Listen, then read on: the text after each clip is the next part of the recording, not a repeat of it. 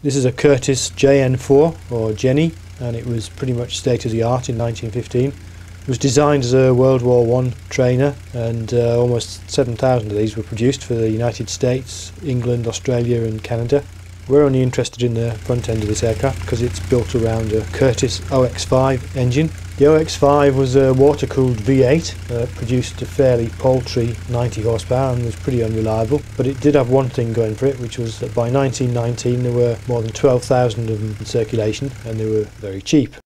This was a period of huge growth for aviation, and all that military surplus hardware meant that every man and his dog could buy an engine and try to build an aeroplane in his backyard. Now then, George Weaver was such a man, a pilot and a flight instructor, who became the W in Waco when he joined up with a couple of ex-Curtiss employees to form the Weaver Aircraft Company in 1920. By 1926 they led the field with their Model 9, which was the predecessor to this aircraft. The company continued to innovate, thanks largely to Charlie Myers, another experienced barnstormer, who in early 1927 pushed for an all-new Model 10 instead of an increment of the successful Model 9, and by the end of that year the company's sales accounted for 40% of all small aircraft sold across the country. Now the Curtiss engines were water-cooled, and like the 9 before it, the Waco 10 had its lines rather interfered with by the need for a radiator. This was hung above the front cockpit beneath the upper wing. As we'll see later, the company tried several other engines, but in something of an unexpected sequel, the basic 10 got a new air-cooled version of the OX5 in 1931. This was a heavily modified OX5 produced by the Milwaukee Parts Corporation. The so-called tank engine, which was named after its designers, featured a completely new top end with dual mags, and it was certified as a retrofit to the Waco 10, by that time redesignated GXE. This was quite an easy aircraft to fly, no real vices, other than that woefully unreliable engine that would stop or throw a valve fairly regularly. It had excellent short field performance, although steering on the ground was an issue because it only had a fixed tail skid. Now the handling notes suggest a power-on approach at 55 miles per hour for the best short field performance, and the drag increases rapidly in the flare, which means it'll put down more or less as soon as you cut the power. As with any flapless tail dragger, you can dump speed and height quickly with cross controls. This also helps keep the field in sight, of course, because you fly it from the back seat. You will find this aircraft seems to have a lot of inertia, and it keeps a lot of that sideways component as you straighten up. This means you do have to have your wits about you and put it down. Once on the ground, it stops very quickly, partly because of that draggy tail skid. The Waco 10 was the most successful light aircraft of its time. It depended for its success on mass production using cheap and widely available parts, particularly the engine.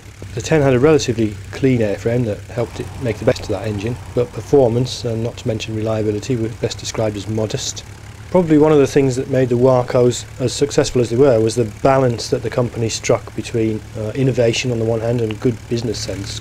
Clay Bruckner, one of the original founders, had worked at Curtiss as an assembly line foreman, and in most accounts of the company he's always the one pushing to exploit successful products while minimising risk and development costs. But the name of Charlie Myers comes up over and over again as an opposing force pushing for innovation. It was Myers who pushed Bruckner to develop the 10 in the first place rather than sticking with the successful Model 9, and he also had the foresight to insist on an airframe strong enough to allow experiments with other engine options. A number of successful engine options emerged, but one in particular stands out as the winner, and this was the Wright J5 Whirlwind engine.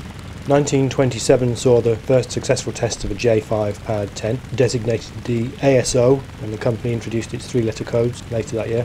Now the front end of this aircraft looks a lot different to the OX5 powered 10, and that's because the J5's a radial engine. Of course, this was also a period of rapid development in engine technology, and radial engines had a number of big advantages over inlines like the OX5. They were usually air-cooled for one thing, which saved a lot of complicated and often quite heavy plumbing. They were also simpler in design and in accessibility for maintenance. Produced in 1925, the Wright J5 was the engine that took Charles Lindbergh across the Atlantic, and it was widely regarded as the first truly reliable aircraft engine.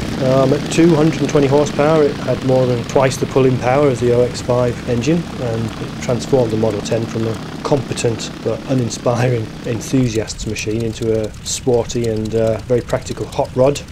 Now, to some eyes, the J5 may have spoiled the 10's elegant lines, but that radial front end was to become an aesthetic in its own right, with connotations of raw power and speed.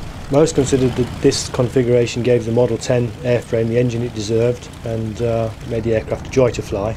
In practice, flying the simulator doesn't really convey the huge difference in feel that these two aircraft would have had in real life, but the power differential is faithfully modelled. Apart from that, the two feel surprisingly similar, except for the performance in marginal conditions. Of course, the ASO drinks literally twice as much fuel as the basic GXE, which is why it carries twice as much. So many regard the ASO as the definitive Model 10, and yet between 1927 and the end of its production in 1931 it sold only 95 units, while the basic Curtiss-equipped Model 10 sold 395 in 1927 alone.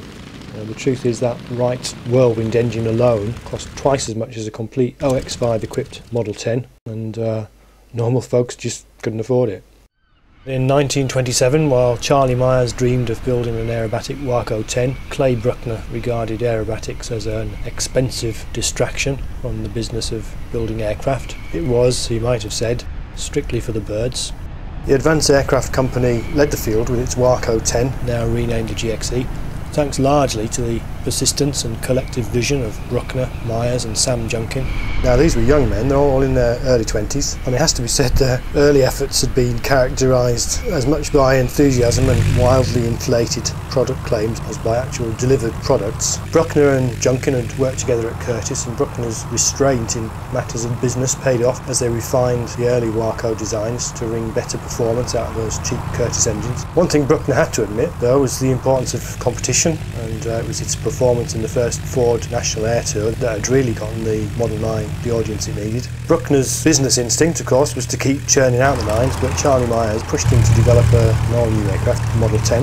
What he really wanted, though, was for Bruckner to approve a tapered wing design. Myers was an experienced barnstormer in his own right, of course, and he knew that a more aggressive wing profile would add a bit of sparkle to the fairly sedate handling of the GXE.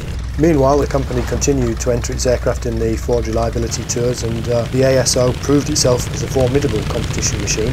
Wood and Myers were convinced that these high-profile successes were crucial to the company, and they finally persuaded Bruckner to fund a set of Wright-powered tapered wing specials for the competition circuit. Less than 100 of these taper wings were built by the factory, and the majority were Wright J5 powered aircraft, designated ATO, T for tapered wings, and with the later CTO powered by the Wright J6. So in flight, this aircraft's a lot twitchier than its straight wing cousins. It lacks the short field performance due to the higher wing loading, and it drinks like a fish. It's also not that much faster than the ASO, even with all that streamlining and taping over the draggy bits. But from the start, the taper wing did one thing very, very well, and for the next 20 years it would dominate competition aerobatics. It was the most coveted ride there was. Compared to flying the straight wing Wacos, the CTO is a bit of a handful in the circuit. What we can dismiss as twitchy in the cruise becomes positively unstable in the approach and landing, and we need to keep very good control of the speed on the way in. Now this is particularly true for trying to get into a short strip, because the taper wing wants to go fast, and that rapid drag increase in the flare isn't quite as pronounced as the straight wings. The taper wings never really became production items, and most were manufactured to special order. They weren't exclusively competition aircraft. They also saw service in other roles, such as carrying the mail. There were even a handful of armed versions produced for export. Towards the end of 1929, the GXE continued to sell well, but a crisis loomed for Waco. One of the great virtues of the GXE design, like the Model 9 before it, was the dirt cheap war surplus OX5 engine, but this now threatened its downfall because supplies decided to dry up. The solution they arrived at was a simple one: to build a scaled-down GXE around a new engine that, although modestly powered by most standards, would offer a better power-to-weight ratio and, just as importantly, better reliability. The result was the R and F, which was essentially a smaller GXE with a lighter, stiffer airframe built around the 110 horsepower Warner Scarab engine. The R and F was certified in April 1930, and with its 7-cylinder radial engine up front, its looks were reminiscent of the Wright-powered ATO. Its performance wasn't quite in the same league, but it had a comfortable 10% or so advantage over the GXE that ensured its popularity from the start. The Scarab was also cheap to run, simpler to maintain and operate than the Curtiss engines, and the R&F's certification was later revised to allow a 125 horsepower Scarab, which is the configuration modelled here. So by the summer of 1930, several further engine configurations had been tried in the new airframe, but production converged on another model, the I&F, which was built around the Kinner B5, 125 horsepower, 5-cylinder radial. The R&F and the I&F were still more expensive than the GXE, but the $1,000 premium delivered a much more versatile aeroplane, and while sales were relatively modest, the country was, after all, in the middle of a depression. The Fs were popular with light commercial operators as well as private pilots and flying schools. Waco developed the F series into the 1930s, and by 1933 it had replaced the Model 10 as their general purpose 3-seater open cockpit aircraft. The company would increasingly focus on cabin biplanes, but not before they built the QCF, a refined version of the F series that came to be called the F2. The QCF was an intentionally sportier version of the F with a catalogue of innovations that included a new wing, a modified fuselage, and in particular a new engine, a 165 horsepower Continental radial. The QCF quickly established itself as the highest performing utility aircraft in its class, and within a year Waco delivered 31 of them. Although the open cockpit biplane was already nearing the end of its time, the QCF and the UBF-2 that followed it in 1932 were regarded as among the very best of their type, and to this day many consider this aircraft to be the definitive Waco. All the Wacos we've seen here are made by Golden Age Simulations, and they're sold in 2 different payware packages. The first package is the basic Model 10 and its variations, a total of 4 aircraft, and the other package is the F series, which is 3 aircraft. Now, one thing that's going to put some people off right away is that these aircraft were originally made for FS9, otherwise known as FS 2004. Some of these aircraft have a cartoon-like appearance, but actually this reflects how they looked in real life. Some of the curves, and I'm thinking particularly on the F models, are very 1930s in their look, and also the paintworks are very unsubtle and bold, shall we say. These aircraft feature virtual cockpits only, no 2D panels included, and the quality of the virtual cockpits does vary. Again, these probably reflect how the aircraft were in real life. The F models have slightly more sophisticated cockpits and somewhat more attractive. Some of these aircraft are equipped with radio, and the replica CTO has navigation instruments as well. In terms of the flight models, one of the things I was interested in doing this comparison really was to see if there were real significant differences in flying these aircraft. I mean, one of the difficulties with FSX and flight simulation in general is the simpler the aircraft you're trying to simulate, the more difficult it is, paradoxically. This is really because there's no physical feedback at all in FSX. The basic handling feels relatively authentic. The aircraft do have a sense of inertia to them, and they will side slip very well, and side slipping has an immediate and dramatic effect on speed and on rate of descent, which is pretty much a fundamental aspect of flying an old biplane like this. Overall impression of the visual models is very nice. It seems to me the detailing and the level of quality really of the visual models is better in the F series package, but in general the paintworks are relatively low resolution, so if you get very close in you do start to see some pixelation. The level of detail on the exteriors is more than adequate. Of course, there's always a trade-off between detailed models and high resolution textures against performance, and these are very frame rate friendly models. They fly very smoothly in FSX. The sounds are done very well, very authentic, and it really is one of the things that's very important in creating the character of these very old aeroplanes. For me, the Kinner-powered I&F is, I suppose, the most characterful model. Unfortunately, it doesn't have a very nice cockpit compared to the R&F. The main issue with that I&F cockpit is it doesn't have a turn and slip indicator, which makes flying it in coordinated flight quite difficult. But that engine is really what makes it special.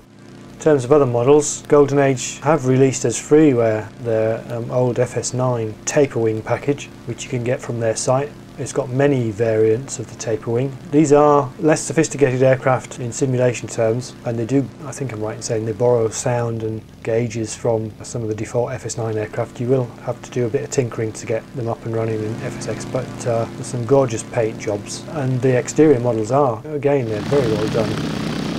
So that's it, Golden Age simulations, the Classic Waco Collection and the Waco F and F2 package. So should you buy them? Well, that's not for me to say, but for the nostalgia factor alone, they're worth my money.